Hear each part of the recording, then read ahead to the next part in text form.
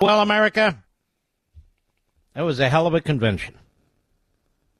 A hell of a convention. And I thought the president was fantastic. People don't understand this, man. They expect him to get up there and give a written speech or a speech that's in the teleprompter. That's not how he rolls. He's just fantastic at it. He does what he does with the people in the establishment or the establishment media, the radical left media, like it or not. And people started to analyze his speech after he gave it. Did you see that, Mr. Producer? Well, I thought that I shut it off. Why do I need them to analyze what I just watched? I don't. We don't. So I texted him about a half hour later, just how fantastic, how proud we were. No need to reply, thank you. So he picks up the phone and he calls me. I don't need to get into the substance, but just fantastic. We will have a special event with him near the end of August. I will discuss that in more detail as time goes on. Just so you know, we are back on Life, Liberty, and Levin tomorrow night and Sunday night. Killer shows. Tomorrow night, 8 p.m. Eastern, 5 p.m. Pacific, 7 p.m. Central. Life, Liberty, and Levin on Fox. Dan Bongino, we're going to get into this Secret Service stuff. Big Dan and I are best buddies. One of the greatest lawyers there are and there is, Tyrrell. Sunday, Senator Cruz, and another one of the greatest lawyers, Turley. Please don't miss it. They're going to be fantastic. All right, ladies and gentlemen, I want to make an announcement here. We're going to start a group. I don't know how long it's going to last, Mr. Producer, given the fact that I've got article after article in front of me. Biden says he's leaving. Biden's not leaving. The family's preparing him to leave. The family's digging in. We're getting a lot of leaks. That's what it is. That's what they are. And so I think, ladies and gentlemen, I'm going to start Donald Trump supporters for the nomination of Joe Biden. What do you like? Do you like that, Mr. Producer? I'll lead the effort. No, I haven't coordinated it with anybody. I haven't discussed it with the big man. No. I'm just sitting here thinking. Donald Trump supporters for the nomination of Joe Biden. I do this on my own, as I do everything on my own. I could call it something else, but why should I? Now, I will repeat what I've been saying. I will underscore it. And the echo chamber has been fully at work over the last few hours, last few days. The Democrat Party and their media that brought us to this point, and the Democrat Party to this point, they pushed Joe Biden and pushed him hard. They pushed Robert Kennedy out of the Democrat Party. They changed the makeup of the state voting process, pushing South Carolina first, moving New Hampshire back, in order to seal the deal for Biden. The Praetorian Guard media and their surrogates circled the wagons. No criticism of Joe Biden's mental incapacity was permitted under any circumstances, even if it was caught on video and audio. You must be a liar. You must be using AI, and so forth and so on. Oh, but Donald Trump gets people wrong from time to time. And then there was the debate. The debate where the American people saw for their own two eyes and with their own ears what a disaster Joe Biden was and is. That the media had lied and lied and lied again. Propagandists and demagogues, Democrat operatives dressed up as journalists and hosts. Good part of the media turned on Biden. Starting with the New York Slimes, followed by the Washington Compost, and then one after another, like a conga line of Pravda Al Jazeera mouthpieces, demanding that Biden leave, claiming that they were misled, trying to save any face they could. They have no face. Faceless propagandists. You can exchange one for the other.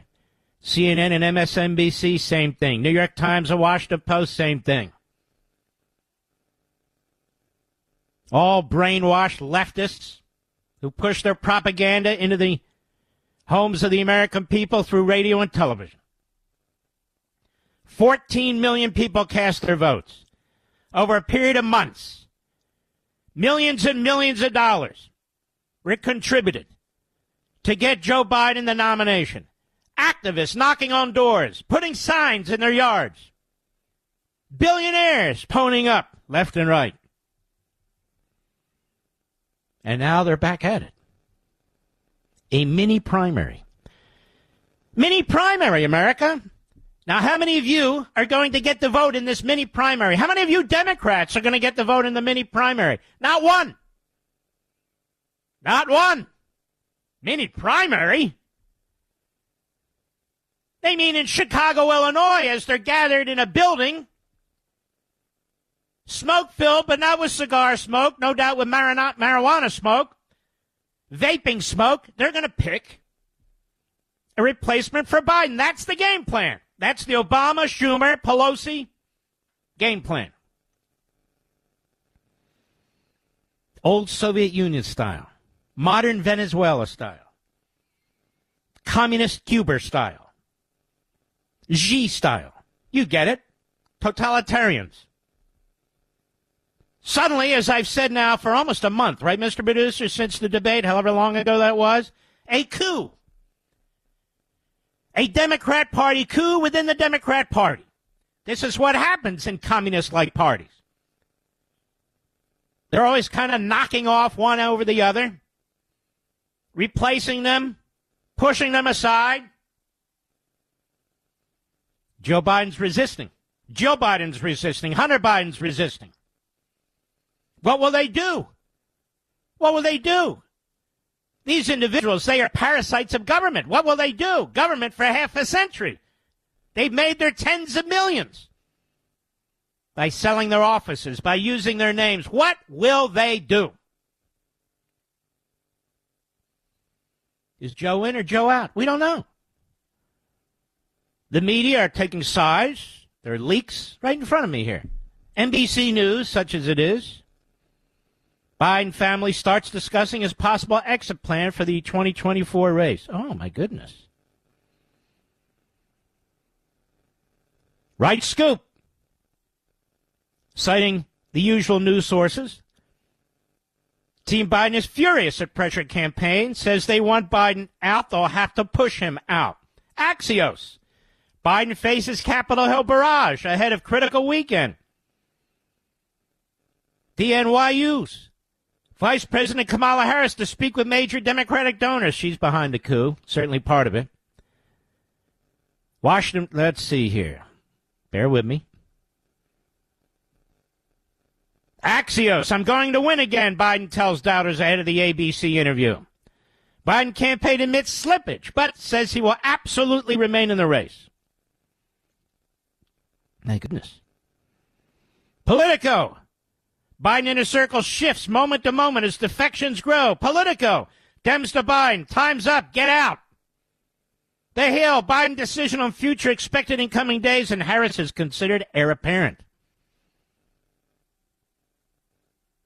NBC News again. Biden family starts discussing possible exit from the 2024 race.